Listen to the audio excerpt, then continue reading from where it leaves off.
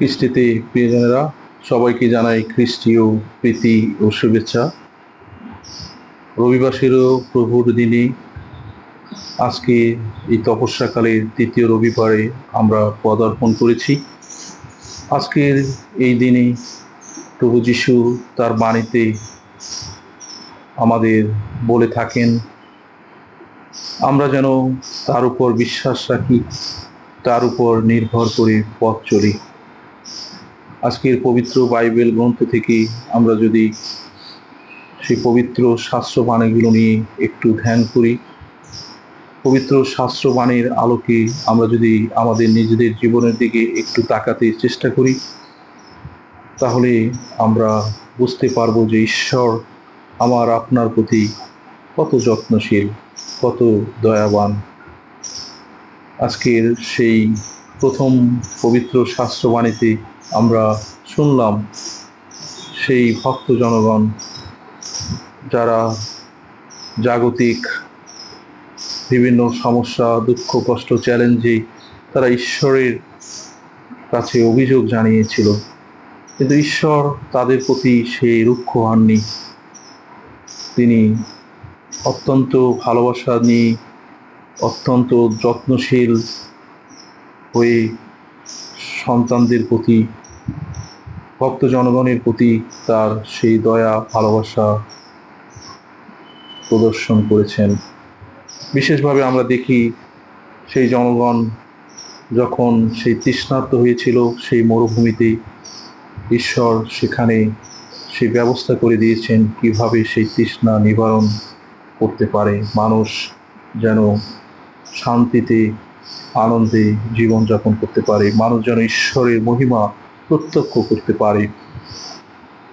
ঈশ্বর পুত্র যীশু তিনি ওই পৃথিবীতে এসেছেন মানুষের কল্যাণে, মানুষের মুক্তির জন্যে, মানুষের প্রয়োজনে ঈশ্বর তার একমাত্র পুত্র প্রিয় যীশুকে আমাদের জন্য পাঠালেন। আর তিনি এসেছেন, তিনি নিজেকে প্রকাশ করলেন সেই জীবনদাতা, সেই মুক্তিদাতা, এবং আমাদের ব্যক্তিগত, আমাদের সমষ্টিগত, আমাদের দৈনন্দিন জীবনের ত্রাণকর্তা রূপে প্রভু যীশু নিজেকে প্রকাশ করেছেন। আজকের মঙ্গলবাণীতে আমরা সেই একটি গল্পের মধ্য দিয়ে, একটি ঘটনার মধ্য দিয়ে আমরা বুঝতে পারি যে যীশু নিজেকে কিভাবে প্রকাশিত করলেন, যীশু কিভাবে নিজের পরিচয় দিলেন। আর সেই ঘটনাটি সেই সামারীয় নারীটি, যে সামারীয় নারীর সাথে যীশুর সেই সংলাপ, সেই কুয়োর ধারে যেখানে প্রভু যীশু নিজেই তার কাছে জল চেয়েছিলেন তৃষ্ণা নিবারণের জন্যে, আর যীশু নিজেই সেই চাইলেন তার কাছে সেই জল। এ থেকে আমরা উপলব্ধি করি প্রভু যীশু ঈশ্বর, কিন্তু ঈশ্বর হয়েও তিনি আমাদের সাথে, আমাদের মাঝে আসতে চান, আমাদেরকে সেই তার দয়া কৃপা আশীর্বাদ বর্ষণ করতে চান।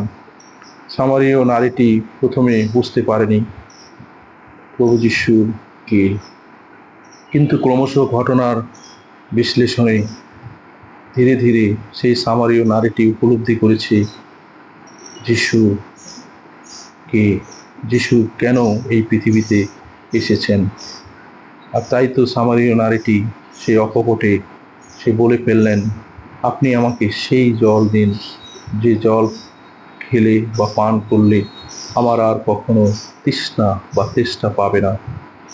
প্রিয়জনেরা, এই সামারীয় নারীর সাথে সেই যীশুর সংলাপের ঘটনাটি আমাদের জীবনে কি শিক্ষা নিয়ে আসে? প্রভু যীশু আমাদের অন্তরে আসতে চান। আমরা যখনই বিভিন্ন ঘটনার মুখোমুখি হই, জীবন বাস্তবতায় বিভিন্নভাবে, বিভিন্ন ক্ষেত্রে, বিভিন্ন মুহূর্তে ঈশ্বর নিজেকে প্রকাশ করেন। তার ঐশ্বস্বরূপ, সেই শক্তি, তার ঐশ্বরিক মহিমা তিনি আমাদের মাঝে প্রকাশ করেন। কিন্তু আমরা সেই সামারীয় নারীর মতো সেই যিশুকে বুঝতে পারে কিনা। সামারীয় নারীটি ছিল সেই জাতিতে, সেই ভিন্নতা রয়েছিল, কিন্তু প্রভু যিশু কোনো জাতপাত ধর্ম দেখেননি।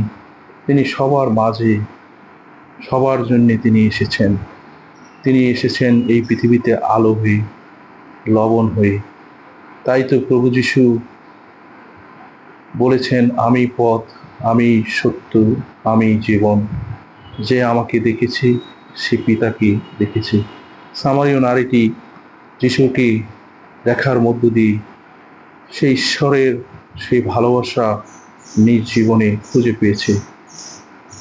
ক্রমে ক্রমে সে বুঝতে পেরেছে প্রভু যিশুর সান্নিধ্য লাভে সেই শান্তি এবং আনন্দ পাওয়া যায়। তাই তো যিশু তার জীবনের সব ঘটনা বলে দিলেন, আর এর মধ্য দিয়ে যিশু তার ঐশ্বরিক শক্তি, ঐশ্বরিক মহিমা প্রকাশ করলেন। আর সামারীয় নারীর সেই জীবনের সেই দরজা তিনি খুলে দিলেন।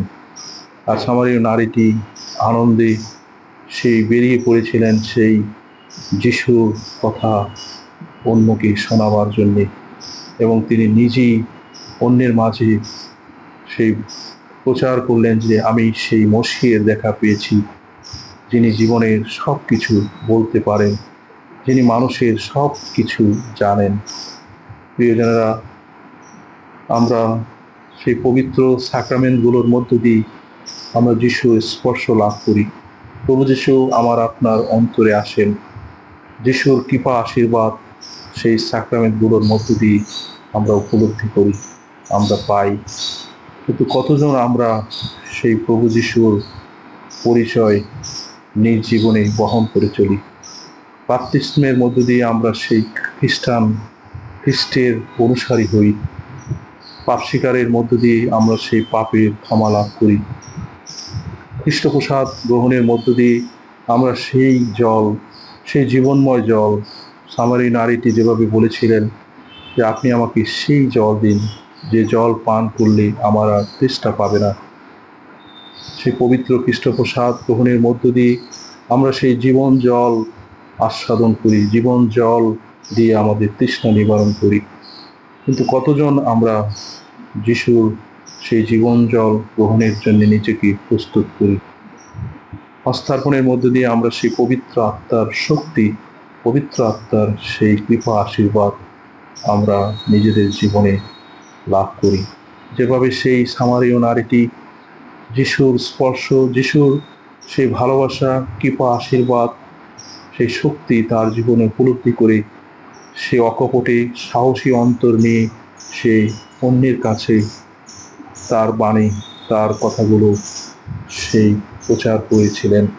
ঠিক একইভাবে সেই পবিত্র হস্তার্পণ গ্রহণের মধ্য দিয়ে, পবিত্র হস্তার্পণে আমরা সেই পবিত্র আত্মাকে লাভ করেছি। আমরাও এখন সেই শক্তি লাভ করেছি পবিত্র আত্মার, তার বাণী প্রচারের জন্যে, তার কাজ করার জন্যে, তার রাজ্য প্রতিষ্ঠা করার জন্যে। বিবাহিত জীবনে, পারিবারিক ঘটনা, পারিবারিক জীবনে সেই মিলন বন্ধনের মধ্য দিয়ে, বা যাজকীয় জীবনের সেই যাজকীয় সেই সেবা কাজের মধ্য দিয়ে প্রভু যিশুর পরিচয় আমরা অন্যের কাছে তুলে ধরে থাকি। যেভাবে সামারীয় নারীটি সেই যিশুর স্পর্শ, যিশুকে বুঝতে পেরেছিল, যিশুর উপস্থিতি তার জীবনে শান্তি আনন্দ নিয়ে এসেছে, ঠিক একইভাবে সেই আমাদের মধ্য দিয়ে সেই ঈশ্বর অন্যের কাছে প্রকাশিত হন। সেই রোগী লেপন, রোগীদের স্পর্শ, যিশু যেভাবে সেই রোগীদের সুস্থ করে তুলেছেন, স্পর্শের মধ্য দিয়ে নিরাময় করেছেন, ঠিক একইভাবে প্রভু যিশু আমার আপনার জীবনের সকল অসুস্থতা, শারীরিক, মানসিক, আধ্যাত্মিক অসুস্থতার সেই নিরাময় সাধন করে থাকেন। প্রিয়জনেরা, তপস্যাকালের এই তৃতীয় রবিবারে আমরা প্রায়শ্চিত্তকালের এই সময়ে আত্মশুদ্ধির মধ্য দিয়ে, উপবাস, দান এবং প্রার্থনার মধ্য দিয়ে আমরা যিশু স্পর্শ লাভ করতে পারি। যিশুকে প্রকৃতভাবে চিনতে পারি এবং আমরাও বলতে পারি, প্রভু যিশু, আপনি আমাকে সেই জল দিন, যে জল খেলে বা পান করলে আমার আর কখনো তেষ্টা পাবে না। আসুন সেই জীবনময় জল প্রভু যিশুকে গ্রহণ করতে আমি আপনি সদা সজাগ থাকি, সদা প্রস্তুত থাকি। সেই সামারীয় নারীর মতো আগ্রহ নিয়ে, ভালোবাসা নিয়ে, সেই বিশ্বাস নিয়ে আমরা যিশুর কাছে আসি এবং প্রভু যিশুর মধ্য দিয়ে যেন আমি আপনি সে অনন্ত জীবনের অধিকারী হতে পারি। আজকের এই প্রভুর দিনে ঈশ্বর আমাদের প্রত্যেককে অনেক অনেক কৃপা, আশীর্বাদ এবং অনুগ্রহ দান করুক। আমেন।